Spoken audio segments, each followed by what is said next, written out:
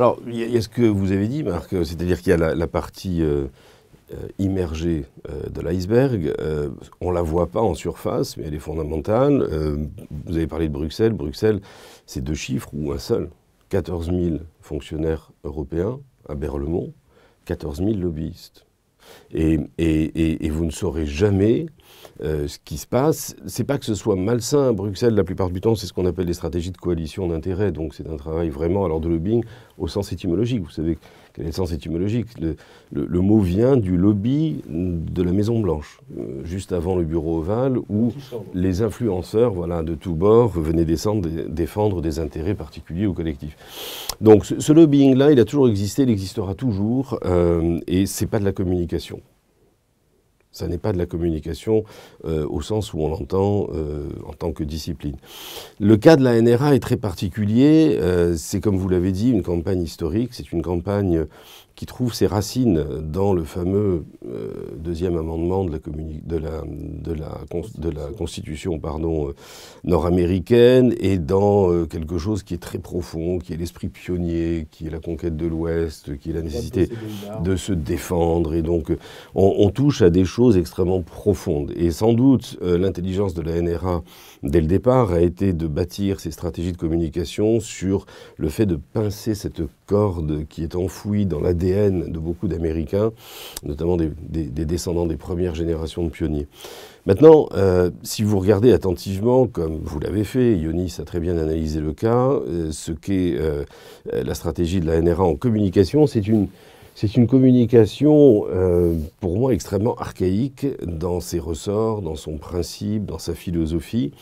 D'abord parce qu'elle ne consiste pas, comme en principe la communication est censée le faire, à ouvrir les conditions d'un dialogue et à tenter de convaincre, de persuader sur la base d'arguments des publics qui ne sont pas convaincus par ce que vous voulez dire, mais qui ne visent qu'à renforcer l'état d'esprit de ses propres troupes.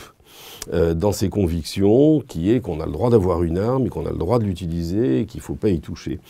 Ceci, non pas simplement pour les décerveler un peu plus, les militants de la NRA, mais surtout pour qu'ils fassent pression sur leurs propres représentants, les élus, qui sont le vrai public que la NRA naturellement vise. Oui, c'est ça. Le lobbying invisible, on ne le verra jamais. Les échanges en numéraire qui se font avec pour soutenir les campagnes des représentants qui soutiennent la NRA, on ne le verra jamais. En revanche, ce que l'on voit, c'est cette campagne qui est très violente. Quand on analyse chacune de ces images, on est beaucoup plus violent que l'agit-prop soviétique ou pré-soviétique, Mayakovsky, année 1915-1920. On est plus violent que ça. On est aussi violent que les campagnes nazies ou mussoliniennes de la formation de ces mouvements dans les années 30. On est violent. On tape très fort sur l'idée que l'autre est mon ennemi. Parce que ce ne sont pas des campagnes d'opinion. Les campagnes de la NRA, encore une fois, elles ne visent pas à faire changer d'avis, elles ne visent pas à convaincre ceux qui sont opposés au port des armes. Et malgré les massacres qu'on a vus depuis des années, les campagnes restent absolument identiques à ce qu'elles ont toujours été. Elles affirment, contre toute évidence, un droit qui remonte à 180 ans, quand effectivement il y avait des bêtes sauvages et beaucoup de problèmes que les pionniers devaient confronter. Dans un monde qui aujourd'hui est fondé sur le droit, il y a une justice, il y a une police, il y a des pouvoirs publics chargés de faire régner l'ordre et la loi.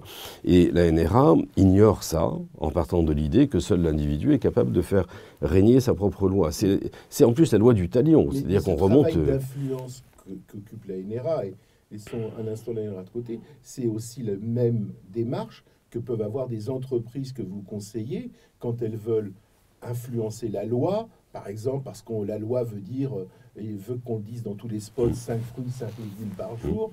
C'est la même chose que va déployer telle entreprise parce qu'on la condamne à cause des ingrédients qu'elle a dans ses produits, etc.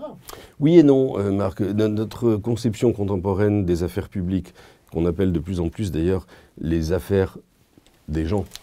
C'est plus les public affairs, c'est les people affairs, médiés par naturellement l'ensemble des médias sociaux. Notre conception, c'est de dire que ça sert à faire deux choses. Ça sert à faire bouger l'opinion sur un sujet donné à partir d'arguments qui peuvent être rationnels ou émotionnels. Et ça sert à bâtir ces fameuses coalitions d'intérêts, c'est-à-dire à faire en sorte que des parties prenantes, comme on les appelle, les stakeholders, qui n'ont pas forcément des points de vue convergents sur chaque point, peuvent trouver un terrain d'entente. Donc ce sont des campagnes très ouvertes, transparentes, qui ne cachent rien, qui n'agressent personne et qui visent à faire valoir des points de vue. Les affaires publiques d'aujourd'hui, le lobbying, c'est très proche de ce qu'était le forum romain ou l'agora grecque. On use de la rhétorique pour faire valoir un point de vue. On dit d'ailleurs, nous, MSL Group, notre raison d'être, notre purpose, c'est « make our client's voice matter », faire que le point de vue de nos clients, la voix de nos clients soit entendue. Il y a deux exemples que j'ai en tête qu'on a primés à Cannes l'an dernier, avec des lions d'or. Vous étiez au jury d'ailleurs. Voilà, merci, effectivement, c'est un grand moment. Et donc, il y en a une qui est assez extraordinaire sur la ville de Yekaterinbourg en Russie, dont les habitants étaient excédés par le fait que les rues étaient pleines de nids de poules. Et les politiciens qui, chaque année, disaient « on va s'en occuper, ne s'en occupaient jamais et l'argent disparaissait. Lassés de ça, ils ont fait ce qu'il faut faire de nos jours, c'est-à-dire créer un événement et créer l'amplification sociale autour de cet événement. L'événement, ça a consisté une nuit à prendre les trous là, gigantesques et à peindre autour le portrait, la caricature des trois principaux dirigeants de la ville. Et le trou devient la bouche. Hein. Et au matin, évidemment, les médias s'en sont emparés, l'amplification sociale a été gigantesque. Quelques heures plus tard, les autorités ont fait venir des ouvriers qui ont essayé d'effacer les portraits. Immédiatement, tout ceci étant filmé par les activistes, il a été dit peindre ne règle pas le problème. Et du coup, la nuit d'après, tous les trous ont été rebouchés. Donc, je crée un événement, un stunt, on dit dans nos métiers, et puis amplification sociale. Efficacité totale. Autre exemple, Tweetphony, l'orchestre d'Amsterdam qui se fait dire par le gouvernement c'est fini, on n'a plus d'argent pour l'année prochaine, et qui au lieu de tout brûler, tout casser, fait deux choses. Un événement qui va consister à jouer pendant 48 heures gratuitement dans l'enceinte de l'orchestre une partition. Cette partition, et c'est ça qui est génial, elle a été créée par l'appel aux abonnés par Twitter pour qu'ils envoient des tweets de soutien, 140 caractères. Un logiciel transforme chacun de ces tweets en note de musique. Ça devient une partition qui est la partition des abonnés qui veulent défendre leur orchestre.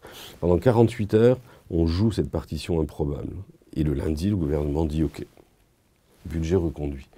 Donc c'est ça aujourd'hui, les affaires publiques qui deviennent les people's affairs, mélange de création d'événements, d'amplification sociale, de coalition d'intérêts entre des gens qui peuvent se retrouver sur un terrain à un moment donné.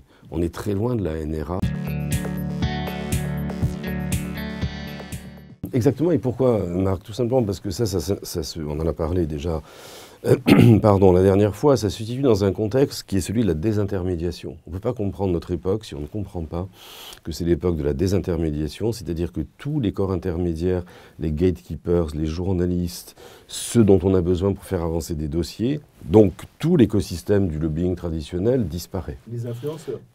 Au sens classique. Aujourd'hui, le pouvoir de chacun, de vous, de moi, est supérieur à chacun des pouvoirs établis. Un tweet peut faire vaciller en 40 secondes une action, ça s'est vu, de 20%. Donc ce pouvoir-là, qui est le pouvoir de chacun, lorsqu'il est coalisé par une stratégie intelligente d'affaires publiques, New Style, peut produire des résultats phénoménaux. Pour ça, pas besoin de dépenser les centaines de millions de dollars que dépense la NRA en films, en posters, etc. Il suffit de très peu d'argent, il suffit d'une stratégie, encore une fois intelligence en termes de contenu, d'intelligence de vos audiences et de contacts.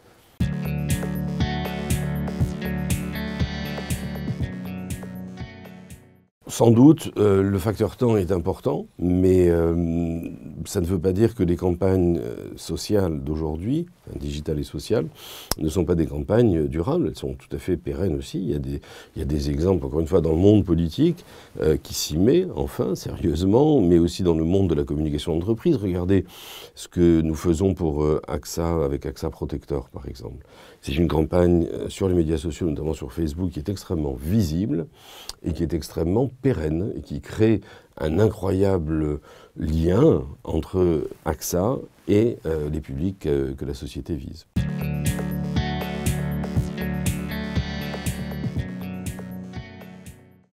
Il n'y a pas de mystère, ça a toujours été, je crois, comme ça. Il faut commencer par avoir une vision très claire de la nature des composants du problème auquel on est confronté. Et encore une fois, c'est toujours cette trinité, hein, c'est-à-dire que je vais avoir un problème de contenu à faire passer, je vais avoir un problème d'audience avec lequel je dois engager ce contact et cette conversation, sur des fondements à la fois rationnels et émotionnels, c'est indispensable.